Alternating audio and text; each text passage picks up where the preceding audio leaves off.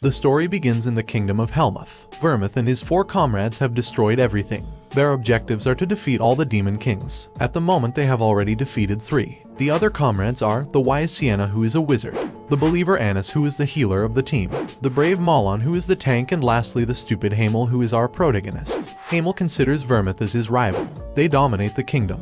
But suddenly a monster surprises Vermouth. Hamel runs fast and protects him, thus receiving an attack that pierces his chest. In his last moments, Hamel is saying goodbye to everyone. He is now a child and his past life was written down in a book. When he reincarnated, he kept his memories of his past life. It has been 300 years since his death on the mission to eliminate the demon kings. Surprisingly, he reincarnated as a descendant of the hero Vermouth. Hamel is now called Eugene Lionheart and is 13 years old. Vermouth had several women, but his only official lineage was from his wife. Several branches of his lineage exist, but the indirect branches are not taken into consideration. Eugene has the same Lionheart surname but comes from an indirect branch. A lineage ceremony is coming soon where they will compete. Those from an indirect branch are forbidden to use a real sword and train the mana. Eugene practices with a wooden sword. His father is a bit scared because Eugene doesn't look like a child. He has a scary gaze and a dark aura. Tomorrow is the lineage succession ceremony. It is a tradition that occurs once every 10 years. Both lines, direct and branch, participate. They choose children between 10 to 15 years old from the main house, and they compete to see who has the ability to be worthy of being called Lionheart. But the direct line, unlike the branch, could train with real weapons and train their mana. This is because they don't want someone who comes from a branch to succeed more than those who come from the direct lineage. Instead, Eugene is incredibly talented. His father feels guilty for not possessing talent. There will be 3 children from the direct line and 6 from the branch who are the competitors. One of the direct line children will be the son from the first wife, and the other 2 will be the twins from the second wife. 2 of the branches have a relatively larger authority. The others are trash. Eugene begins to remember his past. At that time he thought he was a genius, but he really wasn't. A real genius was the great Vermouth, praised by everyone and known as the god of war. His other sidekicks were also highly regarded in their fields. Eugene is frustrated and wonders if the Demon King is still alive to this day. In his past life, Vermouth promised him that he would kill the Demon King of imprisonment, and thanks to that promise that peace lasted up to now. 300 years later, they finally reach the main territory of the Lionhearts. Eugene arrives in the kingdom. Only those who belong to the direct line are allowed to wear an emblem on their left side. Eugene stays there. There is a maid who will help him with anything he needs. Eugene asks her to show him the gym. Outside there are a boy and a girl who have the emblem. These are the twins and they are making fun of him for being poor. The 2 of them give him a warning. The other boy peeks out, but is quickly caught by the girl. Eugene is training with a wooden spear. The maid is amazed at how it moves. The twins arrive in the area. They are called Cyan and Seal. Cyan asks him what he is doing. Eugene says, "Can't you see I am wielding a spear?" and calls him an idiot. Cyan gets very angry and asks him to apologize. Eugene apologizes, but Eugene doesn't believe him. They keep fighting him and ask him to clean the carriage he used. Eugene tells the maid to clean it. Cyan starts yelling about why he is ignoring their order, since he is Cyan Lionheart. Eugene mockingly says, "And I am Eugene Lionheart." Seal Lionheart also introduces himself. Cyan is still upset that he ignored his order, so he picks up a wooden sword from the floor and challenges him to a duel. Eugene tries not to accept the duel, but Cyan keeps insisting and gets annoying. In the end he accepts and starts to take the weights off. He had weights on his clothes and throws. Cyan is surprised by how much weight he had.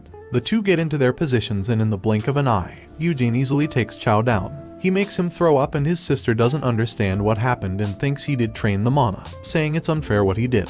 But in the end, he ends up accepting it. A man named Hezar arrives and comes to guide the young Cyan. He asks him what happened and Eugene explains. In the end they decide to retire and leave. Tonight, another competitor will arrive and the rest will arrive tomorrow. Cyan told his mother what happened. The mother is the second wife of the direct line Anasilia. She is enraged at how a commoner humiliated her son. Cyan apologizes to her, but she slaps him and asks Hezar to take him away and train him. She tells Seal to stay by Eugene's side. If she had the chance, she would kill him, but she'd be the first suspect. And then the guardians of the family code would come. He asks her to befriend him. The next day the 3 heirs of the collateral lines arrived. Their names are Deacon aged 11, Hansen aged 14 and Jewies aged 10. The head of the family also arrived. Everyone gathers to welcome him. They all meet. The legal wife Theanis and the eldest son of the direct family are also there. Also, the first in the line of succession Iode Lionheart. Gilead Lionheart arrives and next to him is his younger brother Jim. Gilade greets everyone and invites them to dinner together. They are at the family table. The only others missing are Gargis and Desera. Despite the fact that they are from a branch family, they are highly regarded.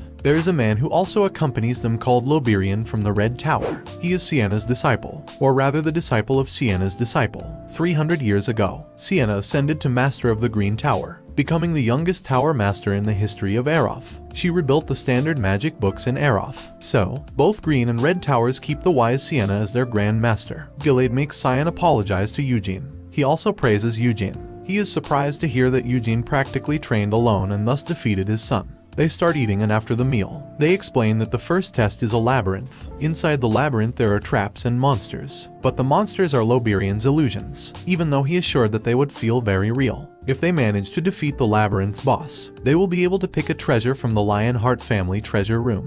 Dinner is over and Eugene is walking when he runs into Gargis and Desera. They ask him if he really defeated Cyan. He answers that he did and leaves. Eugene goes outside to train.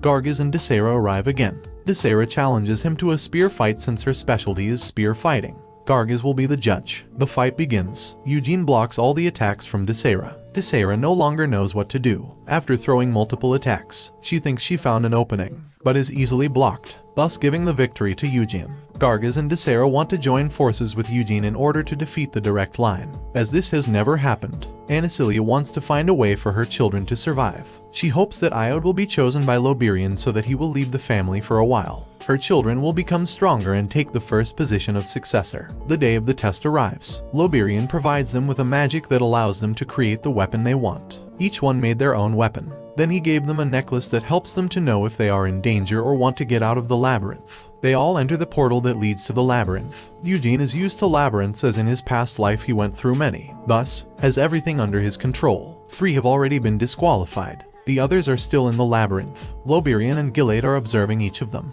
They analyze them and say what weaknesses they have. The eldest son seems more interested in magic, but he doesn't want to pursue that because of his mother. However, his father wants him to pursue his dreams. Loberian comments that his favorite story is Sienna's. On the other hand, Gilade's most likely favorite character in the story was Hamel because he was shocked to see Eugene's ability. They were both speechless watching him fight. Surprised they call him a genius, because that troll was a test to find out how he escaped, not to fight him. Instead, he defeated him easily. Gargis also manages to defeat him, but he was so wounded that he faints. Cyan manages to escape from the troll and joins his sister Seal. Desera also appears and scares Cyan. He scares her due to his scream. This was actually an ambush, but it failed, so she tries to run away. The two chase her all the way to the end, and by chance they reach the center of the labyrinth and the final boss is there. Eugene was already there in a corner, and asks why did the 3 of them arrive together. I waited for them because I was curious about who arrived first. Seal tells him it was him. What Eugene wants to do is give up the spot to them, because if he fights alone, he easily defeats him. He comments that it would be sad for them who struggle to get there. The monster does not attack if you are not within a certain distance. He suggests attacking it by order of arrival. Desera goes first, then Cyan and lastly Seal. Each one is going to fight alone. Eugene tells Desera that if she doesn't dare, she should surrender, but she doesn't. Cyan says if Eugene is going to fight, Eugene goes last, and if Cyan manages to defeat him, he will call Cyan Big Brother for the rest of his life, which of course motivates Cyan. The final boss is a Minotaur. Desera is already face to face with the Minotaur. She starts the fight, but is easily overpowered. The Minotaur catches her and throws her away, thus ending the fight. It didn't attack her anymore since she is an illusion. Cyan's next. He turns his sword into Kai. This technique requires 10 years of practice and the mana to be able to achieve it. His Kai disappears because the one who created the labyrinth is Loberian, and he disabled the use of Kai, so everyone is on equal footing. Cyan goes straight for the Minotaur. Cyan manages to inflict small cuts on him, but they are not enough. He goes for its legs, but is blocked by the knee, then is caught and thrown. Also missed. It's Seal's turn, but she prefers not to fight since she can't use Kai either. It would be all in vain. Eugene thinks she is smarter than her brother. He picks up his sword and shield. The fight begins. Eugene climbs up the Minotaur's body. He dodges all his attacks and goes all the way up to his head. The Minotaur throws a fist towards his face, thus hitting himself. Then, Eugene begins to cut him in his neck, mainly in his artery, managing to knock him down completely and thus winning the fight. Cyan is speechless and feels some kind of emotion, but it is not fear. Most likely it is admiration towards his power. The ceremony is over. Gilade is surprised, but especially Loberian, since he could easily defeat and go through his labyrinth as if it was nothing. Gilade sent several men to investigate Eugene's town, where he is well known for his persistence in training. Gilade comments that he was born to fight. Loberian asks him if he doesn't mind that he is better than his sons. However, Gilade is happy because it will make the Lionheart name shine a whole lot brighter. Loberian continues to insist on what would happen if he decides to become the next heir, and thus become the new leader of the Lionheart family, to which Gilade replies that the position of the head must be held by the best of the Lionhearts. If his family cannot secure it, it is rightfully his. Loberian proposes that Gilade adopt him as his son, to prevent the collateral families from causing unrest. All the children gather except for the 3 who lost first. Gilade is wondering why they failed. Io didn't make it to the labyrinth because he was distracted by magic. Cyan and Seal made it, but didn't defeat the Minotaur. On the other hand, Eugene did everything perfect. Gilade congratulates them all, but especially Eugene. They all leave to rest, but Gilade asks Eugene to come with him. Gilade is about to hand him the treasure. Seal feels jealous as she has never been to the treasure room. As they are walking along, he talks about the talent he has when it comes to being able to use any kind of weapon. Currently in the Lionheart family, the sword is the forte, but in the past, Vermouth could use any type of weapon. He was called the god of war, master of all. He also talks about how Vermouth was not the only one who was proficient with all weapons. The other was Hamel, also a great master only after Vermouth, confessing to him that he liked Hamel more than Vermouth. Eugene froze. Instead of the divine aspect of Vermouth, he prefers the human qualities of Hamel. He never felt inferior to Vermouth. On the contrary, he sought to surpass his limits. In the end, he ended up sacrificing himself for his friends. They arrive at the place where all the treasures are. Eugene is the first person who is not the head of a family to come there. There is a senate where the old lions of Lionheart are. They are composed of direct branch family and indirect branch family. Only the most important ones are there. In the treasure room are heirlooms that have accumulated over hundreds of years. Among them are the heirlooms of the great Vermouth. Eugene asks for the sacred sword,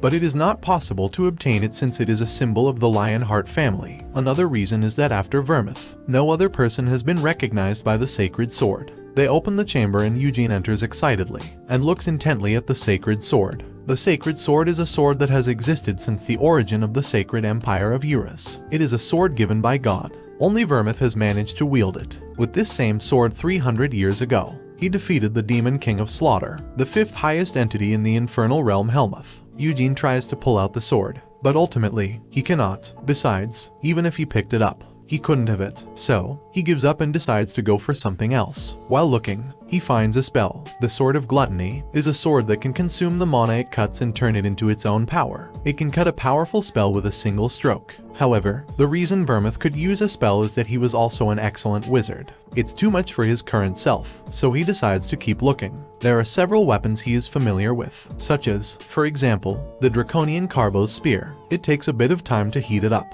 but it can throw flames at the level of a dragon's breath. The Winneth Storm Sword. It is a sword that was blessed by the elemental spirit, King of the Wind. The Bow of Unbridled Thunder. Pernoa. It is a bow that can shoot thunder, no matter the distance. The Flying Usury Sword. Jabal. It is a sword that, when you apply the mana to it, becomes into a whip with hundreds of blades. Jedon's Shield. It is a shield that can deflect all incoming attacks into a void. Eugene says they're all awesome and he wouldn't mind grabbing some of those, but he wonders if there will be more stuff. He doesn't see the Moonlight Sword or the Demon Spear. He thinks the easiest choice for now is the Winneth Sword, although he prefers to keep looking a little longer. There are also gems and accessories, not just weapons. When he takes a good look, he grabs a necklace. That necklace was the one he had in his past life as Hamel, the memory of his parents, who were eaten by monsters. He wonders why it is there. Maybe Vermouth brought his body to his house. He is a little confused as to why Helmuth and 2 Demon Kings still exist. He wonders what promise they made by putting his memories there. Eugene doesn't want to blame them. He thinks there must be a reason why they couldn't kill the Demon King.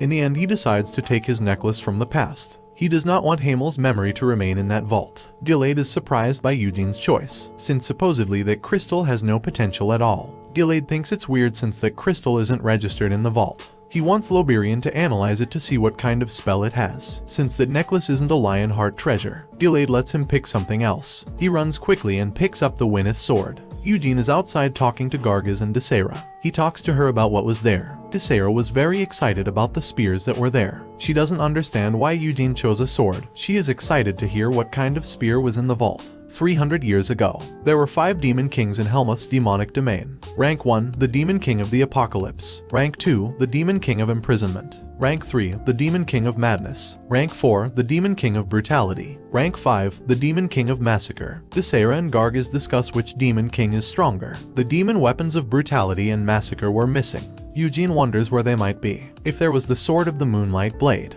Eugene would choose it without thinking. It was this same one that defeated the demon king of brutality and slaughter. Eugene starts practicing with it while the other two watch him. We move on to Gilade and Loberian. Loberian analyzes the necklace, but it contains no magic. They wonder why an object like that is in the vault. Loberian comments that there exists magic that can read the memories of the mana. Sienna was the one who created this magic. All objects have the mana, so she will use this magic for the necklace. She activates the magic, but only a few seconds from 100 years ago. Apparently, the other objects damage the mana of the necklace. So, in the end, Gilade will give the necklace to Eugene and offer to adopt him as his son. Jin Lionheart goes over to Eugene. He is happy to finally see him in person. Jin will help guide him when there are meetings and things like that. He guides him to the main room where Gilade is. Eugene and Gilade start talking about the necklace. Gilade told him that he used the magic to read the memory, but they only saw the market where it was sold. Eugene is weirded out because it's not possible for his necklace to be in a place like that.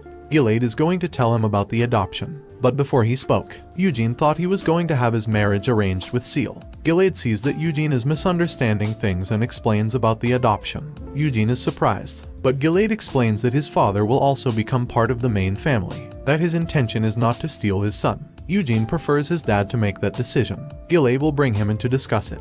A gem is needed to train the mana. It breaks and releases a certain amount of mana. The monsters have it in their chests, so Eugene wants to practice it already. Eugene withdraws and notices a certain scent of perfume. There is someone hiding in the corner. He discovers it's Anacilia. Anacilia can't stand Eugene, but in her mind, it is better to be on good terms with Eugene, since Eugene has a big future in the family and this could backfire on her. She asks him what he talked about with Gilade, but Eugene says it's private. She plays dumb and Eugene decides to walk away. Behind him, she was showing her true face. 2 days go by and Eugene's father arrives. The two embrace. Jahar didn't think his son would make it. Jahar and Gilade head inside to talk. Gilade tells him about the adoption, but Jahar is unsure. He thinks the other immediate family members will take it the wrong way. Gilade tries to convince him that adopting him could increase his potential. The father goes to Eugene to talk about it. In the end, he decides to accept the adoption as it would be the best thing for his future, although he prepares himself for the difficulties he will face. But Eugene tells him not to worry, and that he will also be his only real father. They part ways and Eugene goes back to training.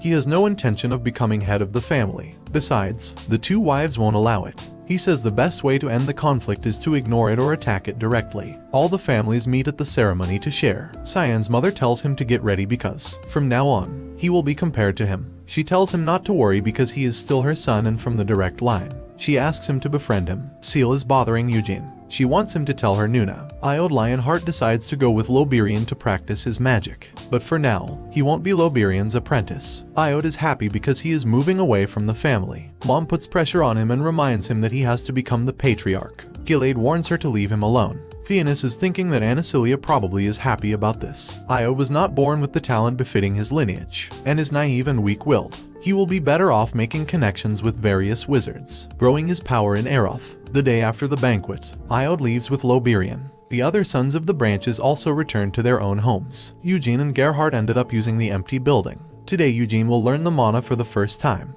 The development of the mana is categorized into two: breathing and body training. Breathing involves collecting the mana from the atmosphere through your breath. Body training has to do with moving your body to collect the mana. Neither is easy, but breathing is more prominent than body training. In the past, Hamel used the training one, but then switched to breathing on the recommendation of Sienna and Vermouth. Eugene and Jin meet and head to the forest where the mana is concentrated. This forest was created by Vermouth 300 years ago. Jin gives him 10 days to feel the mana, to which he thinks it won't even take 10 minutes. They enter a hut. There is a staircase that leads to a ritual circle. There is a rule stating that branch families cannot learn the mana. Instead, they are taught the red flame ritual, which is useless compared to the original one. The white flame ritual is only for the main family. Eugene does not know much, but he has seen it in Vermouth, the high-density layer of the mana that surrounded his body. This materialized into white flames. It looked like a lion's mane in those times. Eugene concentrates and begins to feel the mana. Jin doesn't believe him and says it's just his imagination.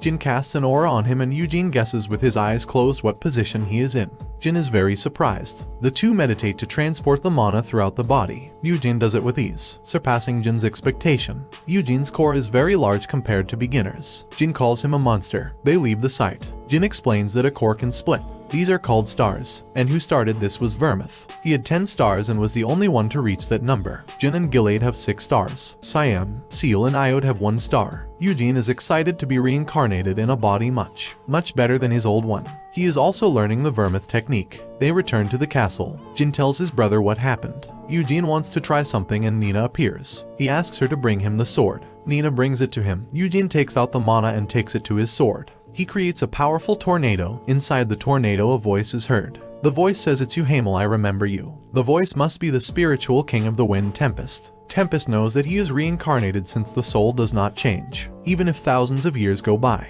Eugene asks him why Vermouth did not kill the remaining demon kings and Tempest. Tempest says that the battle against the imprisonment demon was quite difficult. Only Vermouth and the demon king were left standing. Vermouth put away his weapon and also did not address the demon king of the apocalypse. Apparently, he made a contract with him. Eugene wants to know what kind of deal it was, but Tempest doesn't know. Eugene collapses to the ground from the incredible force of the sword, running out of the mana. He was concerned that he wasn't actually the reincarnation of Hamel. What if he was just someone whose memories were rewritten by Hamel? But from what Tempest said, this confirms that he is indeed the reincarnation. Jin and Gilead arrive, again being shocked that no one after Vermouth could summon an elemental king. Geo will be in charge of training him. Cyan and Seal. Outside are Cyan and Seal training not to be left behind. Sylph is a low-rank elemental. Eugene tells him that, if his king lied, he will kill him. Eugene plans to go to Helmuth, Eroth, Erez and Luhar to see what happened to his old comrades. Although with that body he can't go there yet, but he will someday. 4 years have passed and Eugene Lionheart is now 17 years old. He has 3 stars in his body. In order to keep improving, he wants to go to Eroth to learn magic. He meets Cyan outside after practicing. Cyan tells him that he didn't forget that when Iode went there, after the ceremony, he wasn't good enough to become Loberian's disciple. Even though he managed to get into the Red Tower through connections, he could not make any great achievements. Eugene turns to Gilead, talks to him about what he wants to do. Gilead doesn't seem to agree, but in the end he can't refuse. He wants him to promise not to take part in black magic. Though, Eroth is a black tower, where dark wizards gather. Currently there are no bad rumors about the tower, but the Lionheart's family have a law where they stand against dark magic. Eugene tells him not to worry. He knows perfectly well the things they did 300 years ago. He leaves and Seal wants to talk to him, but she stays behind the door. She asks him if he is really going to Eroth. She doesn't want him to go to Eroth. She starts giving him possible solutions to make him stay. Seal proposes a duel if she doesn't leave. Eugene does not change his objective. Seal asks him what will happen with his father. He answers that he is fine. He is already used to life in the main house. She also says that Uncle Jin will be sad, and that there is also his brother. Eugene leaves and she didn't want him to leave too. Eugene says goodbye to everything and enters the portal. We are already in Eroth and he is traveling through the sky. There are 5 towers that create a pentagram. In the middle, there is the castle. Eugene wants to visit Sienna's mansion. 200 years ago, she left her mansion, only leaving a letter saying she was going to retire. Her disciples and wizards tried to track her down, but could not find her. The curious thing is that on the day she disappeared, it was her birthday. The guide gives his opinion saying that maybe she went to the demonic realm of Helmuth, and that she supposedly went to avenge her companion Hamel. There is also another theory that dark wizards murdered her. Eugene thinks it was the demon kings because the dark tower is linked to Helmuth. Many people pray in front of the mansion to pass the magical test. Eugene enters the mansion and proceeds to investigate how did she live. In the past, Sienna asked Hamel what plans he had for the future, to which he had nothing in mind. Moron was planning to be the king. Hamel asked Sienna about her dreams and plans. She said just to live like an ordinary person, get married, have children and then be an old woman. In the end she lived life alone for 100 years. Eugene wants to see the library in the basement. He wants to find out if there are any clues, but he can't open the books because of the watching guard. He also wonders how his necklace appeared. It is odd to him. Apparently, someone messed with his reincarnation. There are rumors that every night he enjoys pleasure with a succubus. Eugene gets angry and screams because there is a damn succubus in a place like this. The Dark Tower not only has dark wizards, but there are also demons. There is an alley that is known and famous for its black market, but there are a few impure stores that have succubus serving as waitresses. And rumor has it that Iode visits the place regularly. The alley is called Bolero. It only becomes a corrupt alley on full moons. Eugene had no plans to approach Iode and wanted to concentrate on his work. He is very angry that he is staining the family name, and on top of that with a demon. He wants to beat him, but first he wants to have evidence. He will wait for a full moon so he can visit the alley. Eugene arrives at the Red Tower. Outside there is a girl named Hira. Suddenly, above the tower,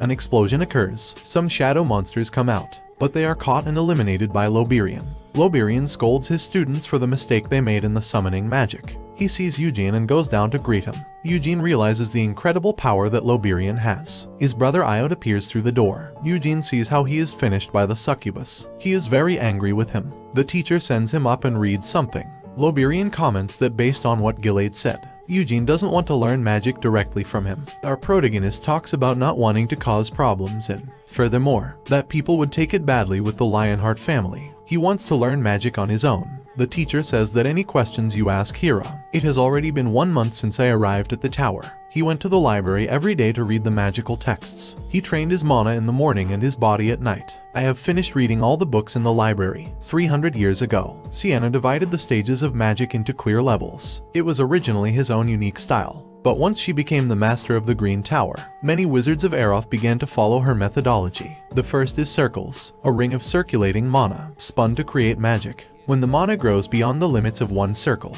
another one is formed. 300 years later, most wizards learn magic using the circles. The only wizards that don't use the circles are those with completely different backgrounds, such as elemental magic or dark magic. Eugene arrives at the practice room where Hira is. Hira suggests doing the magic circle, but Eugene wants to put his own spin on it. He wants to use the Lionheart mana method. Hira is not in favor of this since it is very difficult. If the mana spiral gets out of control, you could be seriously injured or even killed. Eugene does not give up and she gives up and will let him do it. But she's going to interfere if she thinks he's getting dangerous. It starts drawing out all of its mana. The ritual of the white flame and the circles have different methods, but in essence, they are the same.